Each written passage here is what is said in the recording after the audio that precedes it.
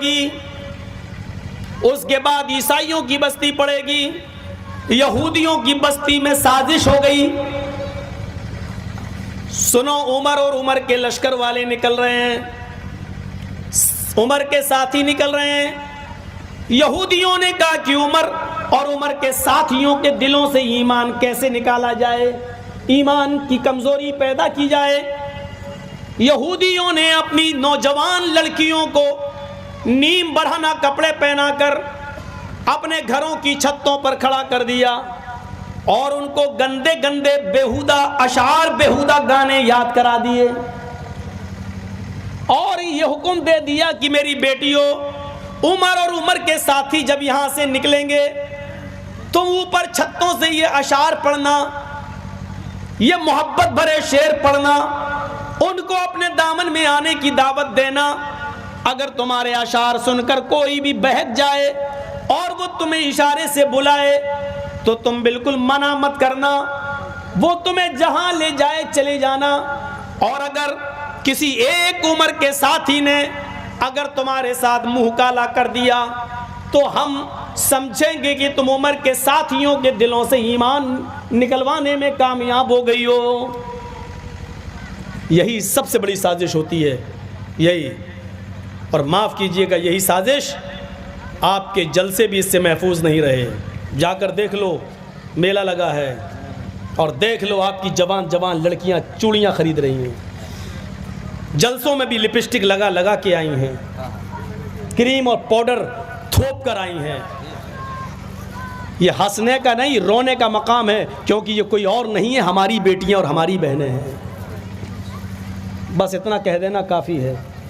آگے چلیے، حضرت عمر فاروق کے ایک جاسوس نے خبر دی، امیر المومنین یہ پلاننگ ہو چکی ہے، آپ راستہ بدل دیجیے۔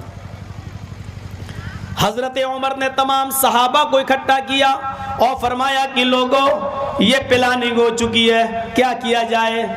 سارے ساتھی کہنے لگے کہ راستہ بدل دو۔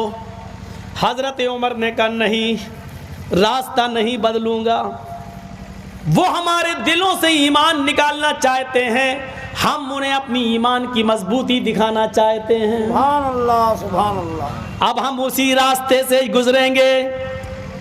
تمہارے قرآن نے حکم دیا ہے، قل للمؤمنین یغضوا من ابصارہم ویحفظوا فروجہم۔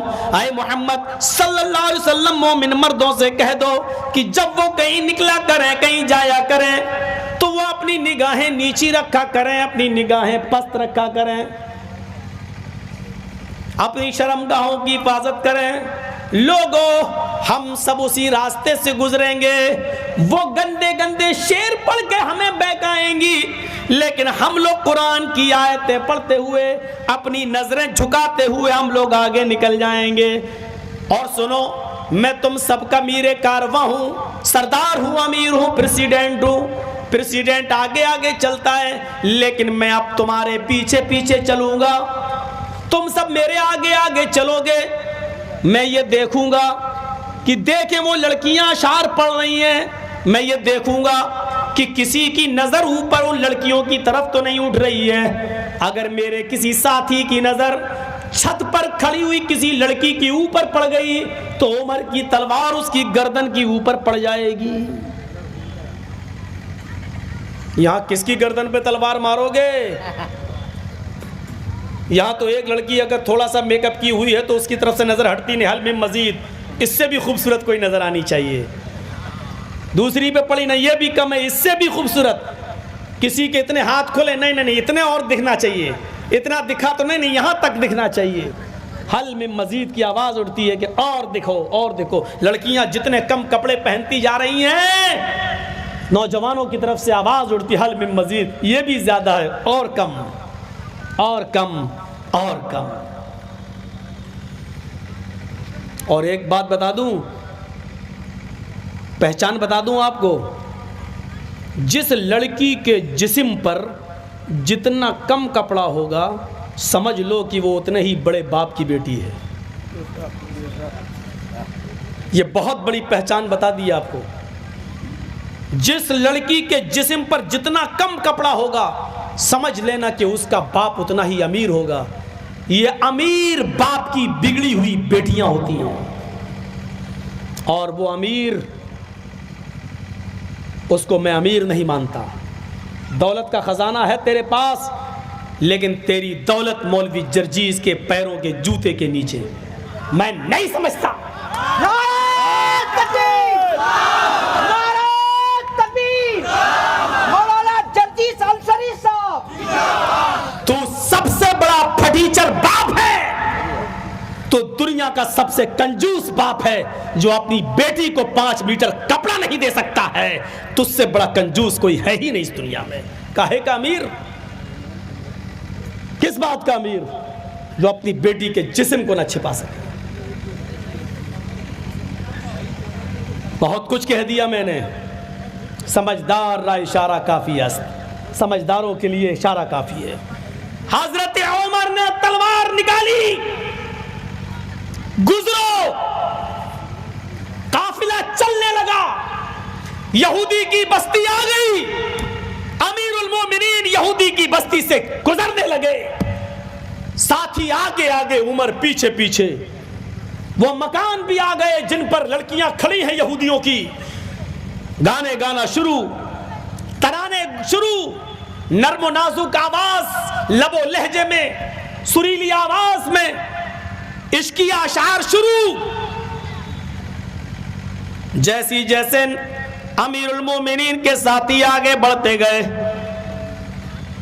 ان کی بھی آواز شروع ہوتی گئی، نظریں نیچی جاتی گئیں، اور جب ان گھروں سے گزرے تو امیر المومنین نے کہا ابدؤ، تم قرآن کی آیت پڑھنا شروع کر دو، اور اتنی زور سے پڑھو کہ تمہاری آواز پر ان کی آواز مغلوب ہو جائے، تمہاری آواز غالب آ جائے۔ حضرت عمر فاروق کے ساتھی زور زور سے پڑھنے لگے، قل للمؤمنین یغضوا من ابصارہم ویحفظوا فروجہم۔ ان گھروں سے گزرتے جا رہے ہیں، کہتے جا رہے ہیں کہ او میری قوم کی بیٹیوں، او میری قوم کی بچیوں، تم مجھے اپنے پاس بہار کے 38 ضلعوں اور 400 سے ادھک اپ ضلعوں سے ڈھونڈ کر لائیں آپ کے لیے بلا رہی ہو، میں تمہارے پاس کیسے آ جاؤں؟ ہمارے قرآن نے ہمیں حکم دیا ہے، ہمارے رب نے ہمیں حکم دیا ہے کہ لوگوں، ہائے مردوں، ہائے مسلمانوں، جب بھی تم زمین پر چلو، سڑک پہ چلو، بازاروں میں چلو، گلیوں میں چلو، اپنی نگاہیں نیچی رکھو، اپنی شرمگاہوں کی حفاظت کرو۔ او میری بیٹیوں، میری بہنوں، میں تمہاری طرف نظر اٹھا کے نہیں دیکھ سکتا، اس لیے کہ ہماری اسلام کی اجازت نہیں، ہمارے نبی کی اجازت نہیں، ہمارے قرآن کی اجازت نہیں۔ جب وہ تھوڑی اور دور آگے بڑھے تو انہوں نے کہا میری بیٹیوں، میری بہنوں، میں تمہیں بھی پیغام دیتا ہوں، ہمارے قرآن نے، ہمارے اسلام نے تمہیں بھی نصیحت کی ہے، قل للمؤمنات یغضضن من ابصارہن ویحفظن فروجہن ولا یبدین زینتہن۔ او میری بیٹیوں، میری بہنوں، جب بھی تم بھی کہیں نکلو تو اپنی نگاہیں تم بھی نیچی رکھا کرو، اپنی شرمگاہوں کی حفاظت کرو، اور جو میک اپ، جو بناؤ سنگار تم نے کیا ہے، یہ غیر مردوں کے سامنے ظاہر نہ کیا کرو، ہمارے قرآن نے تمہیں بھی یہی حکم دیا ہے۔ یہ کہتے گئے اور آگے بڑھتے گئے، ان بچیوں کی طرف، اور یہودیوں کی ان لڑکیوں کی طرف انہوں نے نظریں اٹھا کر نہیں دیکھا۔ جب یہ آگے بڑھے اور تھوڑی دور آگے گئے، ان لڑکیوں نے اپنی چادریں اٹھائیں، اپنے جسم کو چھپایا، نیچے اتر آئیں، اور ساری لڑکیاں بھاگتے ہوئے کہنے لگی امیر المومنین اور ان کے ساتھیوں، مجھے اکیلے چھوڑ کر کہاں جا رہے ہو؟ میرے ماں باپ نے میری عزت و آبرو کا سودا کر دیا تھا، میرے ماں باپ نے میرے جسموں سے کپڑے اتروا دیے تھے، آپ آپ نے ہمارے جسموں کی حفاظت فرمائی ہے. جس اسلام سے تم جڑے ہو اس سے مجھے بھی جوڑ دو, جس قرآن سے تم جڑے ہو اس سے مجھے بھی جوڑ دو, کیونکہ تم ہی وہ ہو جو اپنی بہن بیٹیوں کی حفاظت کر سکتے ہو. امیر المومنین اور ان کے ساتھیوں, مجھے اپنی زوجیت میں لے لو, مجھے اپنی بیوی بنا لو. میں بھی اسلام سے جڑنا چاہتی ہوں, تم سے, تمہارے ساتھیوں سے نکاح کرنا چاہتی ہوں. حضرت عمر نے پیچھے پلٹ کر دیکھا, سر سے پیر تک چھپی ہوئی ان تمام لڑکیوں کو کلمہ پڑھایا. پھر فرمایا, بیٹیوں, میری قوم کی بچیوں, میں یروشلم سے جب واپس آؤں گا تو تم تمام لڑکیوں کے نکاح کا انتظام کراؤں گا, تم سب کے رشتے جڑواؤں گا اور تمہیں اسلام پر عمل کرنے کی پوری اجازت دوں گا. میرے بھائیوں, لڑکیوں نے کلمہ پڑھا, اشہد ان لا الہ الا اللہ و اشہد ان محمدن عبدہ و رسولہ. یہودیوں کی سازش ناکام ہوئی اور ان لڑکیوں کو اسلام کی دولت ملی. اب آگے چلیے, یہودیوں نے تو یہ سازش کی, یہودیوں کی بستی ختم, عیسائیوں کی بستی آتی ہے. یہاں ایک دوسرا منظر سامنے آتا ہے. جب عیسائیوں کی بستی میں امیر المومنین داخل ہوئے تو ظہر کی اذان کا وقت ہو گیا. صحابہ وضو بنانے لگے, مؤذن نے کھڑے ہو کر اذان دے دی, سب نے اپنی چادریں بچھائیں اور کھلے میدان میں نماز کی تیاری ہونے لگی. ایک عیسائی پادری آیا اور آ کر کہنے لگا, امیر المومنین آپ یہاں کیوں نماز پڑھیں گے؟ یہ میرا گرجا موجود ہے, یہ میرا گرجا موجود ہے, آپ یہاں نماز پڑھ لیجئے. حضرت عمر نے کہا, نہیں, جس گرجا میں مورتی ہوتی ہے ہم اس میں نماز نہیں پڑھ سکتے ہیں, ہمارے مذہب میں اس کی اجازت نہیں ہے, تمہیں تمہارا گرجا مبارک ہو. اس نے کہا, امیر المومنین آپ نے مجھے کوئی نئی چیز نہیں بتائی ہے, ہمیں معلوم ہے جہاں مورتی ہوتی ہے وہاں آپ نماز نہیں پڑھتے, ہم نے اپنے گرجا سے مورتی نکال لی ہے, جیسس کی, عیسیٰ مسیح کی ہم نے مورتی ہٹا دی ہے اور میں نے گرجا کو دھو دیا ہے, میں نے پاک چٹائیاں بھی بچھا دی ہے, آپ آئیے اور نماز پڑھ لیجئے.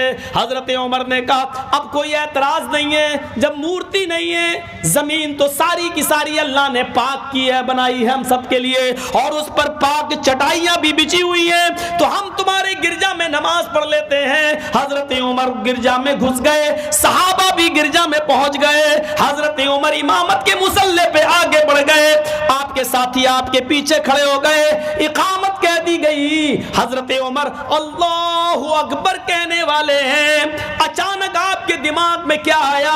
آپ نے فرمایا, ساتھیوں مجھے اس گرجا میں نماز نہیں پڑھنی چاہیے, نکلو. سارے صحابہ نکل گئے. اس عیسائی پادری نے کہا, امیر المومنین کیا ہو گیا ہے؟ کہا, کچھ نہیں میرے بھائی, کچھ نہیں, بعد میں بتاؤں گا. اس کے بعد کھلے میدان میں گئے اور وہاں چادریں بچھا کر آپ نے وہاں نماز پڑھ لی. وہ عیسائی رونے لگا, آپ نے اس عیسائی کو, امیر المومنین نے اس عیسائی کو اپنے گلے سے لگایا, میرے بھائی تو کیوں روتا ہے؟ اس نے کہا کہ میں نے اپنا گرجا دھویا تھا, جیسس عیسیٰ کی مورتی بھی ہٹائی تھی, اسٹیچیو بھی ہٹایا تھا, مجھے خوشی ہوتی اگر آپ ہمارے گرجا میں نماز پڑھ لیتے, لیکن آپ نے اندر جانے کی بات بھی نہیں پڑھی ہے, آپ نے تو مجھے انسلٹ کر دیا, ذلیل کر دیا. حضرت عمر نے فرمایا, نہیں, میں نے تمہیں ذلیل نہیں کیا, بلکہ میں نے تمہارے گرجا کی حفاظت کی ہے, میں نے تمہارے گرجا کی حفاظت کی ہے, کیونکہ میں امیر المومنین ہوں. مجھے یہ ڈر لگا اگر آج میں نے کہیں تمہاری گرجا میں نماز پڑھ دی تو میرے انتقال کے بعد میں آنے والے مسلمان کہیں تمہارے گرجا پر مندر مسجد ہونے کا دعویٰ نہ کر دیں, کہیں یہ نہ کہیں کہ اس میں عمر نے نماز پڑھی تھی, یہ پہلے مسجد تھی, تمہاری گرجا کو کہیں گرا نہ دے. تمہیں بھی اپنے مذہب کے مطابق عبادت کرنے کا پورا حق ہے.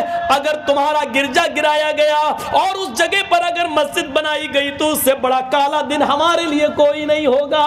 ہم نے تمہارے عزت کو دھویا نہیں, ہم نے تمہیں ذلیل نہیں کیا, بلکہ تمہارے گرجا کی حفاظت کی ہے, کیونکہ میں اس شہر کا, پورے عرب کا میں امیر المومنین ہوں, اس لیے میری ذمہ داری ہے کہ اقلیتوں کے اور جن کی سنکھیا کم ہے ان کی عبادت گاہوں کی حفاظت میں کروں. نعرہ تکبیر.